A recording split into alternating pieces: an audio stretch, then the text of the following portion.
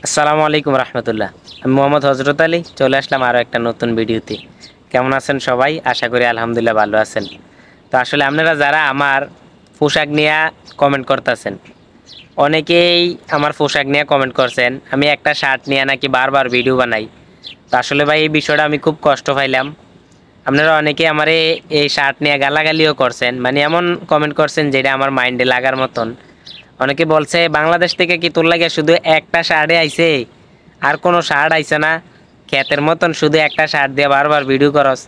আসলে ভাই আমি কি কইরা স্মার্টনেস হয়ে চলাফেরা কইরাম, কি কইরা রং বেরঙের শার্ট গা দিয়া ভিডিও কইরাম ভাই? আপনি তো আমার লাইফস্টাইল সম্পর্কে জানেন না। আমি যে ব্লগ ভিডিও বানাই বা আমি যে ভিডিও তৈরি করি, আপনি আমার ফ্যাশনের ভিডিওগুলো দেখেন তাইলে অবশ্যই বুঝতে পারবেন আমি কেমন স্ট্যাটাসের লোক, আমি কেমন পরিবারের লোক, আমার জীবন কেমন, আমার বাস্তবতা কেমন। তো এটা যদি জানতেন তাহলে অবশ্যই আপনি এই কমেন্টটা করতেন না ভাই। আসলে আমাদের দেশের মানুষ বা সাধারণত আমার বয়সের ছেলেরা যেভাবে চাকচিক্য হইয়া বা স্মার্টনেস চলাফেরা করে, আমার জীবনটা ঠিক তেমন না। আমার জীবনটা সম্পূর্ণ ভিন্ন। আর এজন্যই আমি একজন রিক্সাওয়ালা ব্লগার, এজন্যই আমি ব্লগ ভিডিও করি। আমি এই বাস্তবতা, আমার জীবনের বাস্তবতা ভিন্ন বলেই আমি আমার জীবনের বাস্তবতাটুকু অনলাইনে তুলে ধরার চেষ্টা করি, এজন্যই আমি ভিডিও তৈরি করি। তো যারা আমার পোশাক নিয়ে, আমার শার্ট নিয়ে যারা বলছেন যে একটা শার্ট পরে বারবার ভিডিও করি, আসলে আমার তেমন সুন্দর শার্ট নাই। আমার যে শার্টগুলো আছে এটি দেশে থাকতে যে রিক্সা চালাইছি এরকম শার্ট। আর আমি আসার সময় তেমন ভালোভাবে মার্কেট করি নাই, শার্ট তেমন কিনি নাই, একটা শার্টই শুধু কিনছি। এই সাদা শার্টটাই শুধু একটা শার্ট, ঠিক আছে? তো এজন্য আমার কাছে এই শার্টটা ভালো লাগে, এজন্য আমি ভিডিও করার সময় এই শার্টটা পরেই ভিডিও করি। আর এমনিতে এই যে গেঞ্জি আছে, এখন সব প্লেসে গেঞ্জি পরে সব সময় চলাফেরা করা যায় না।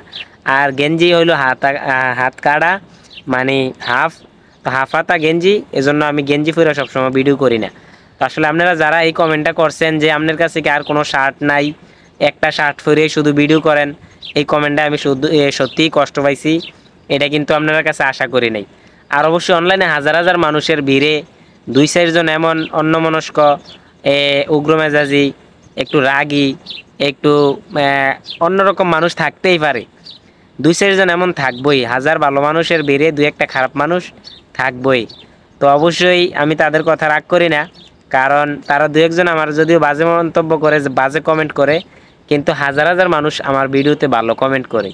তো আমি আপনাদের হাজার হাজার ভালো কমেন্টের দিকে তাকাই, তাদের দুই সাইডটা খারাপ কমেন্টের দিকে তাকাই না। তারপরেও মাঝে মাঝে আপনারা কমেন্ট দেখলে একটু মনে একটু কষ্ট পাই যে আসলে আমি কেমন। অবশ্যই আপনারা আমার পূর্বের ভিডিওগুলোতে দেখছেন আমার লাইফস্টাইল তেমন অন্যরকম, তেমন উচ্চ লেভেলের না। আমি একজন নিম্ন আয়ের মানুষ, দেশে থাকতে রিক্সা চালাইছি, এখন বিদেশে আছি।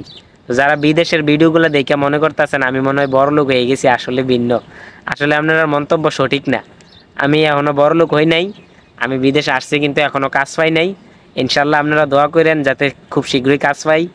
আর সবসময় ভালো কমেন্ট করার চেষ্টা করবেন, এরকমভাবে আর কোনো কমেন্ট করেন না যে আমার পোশাক কি নাই, শুধু একটাই শার্ট।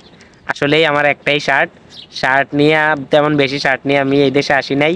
শুধু একটা শার্ট আনছি, আসার সময় আরেকটা শার্ট আনছি, এটা একটু ফুরান, এজন্য এটা গা দেই না।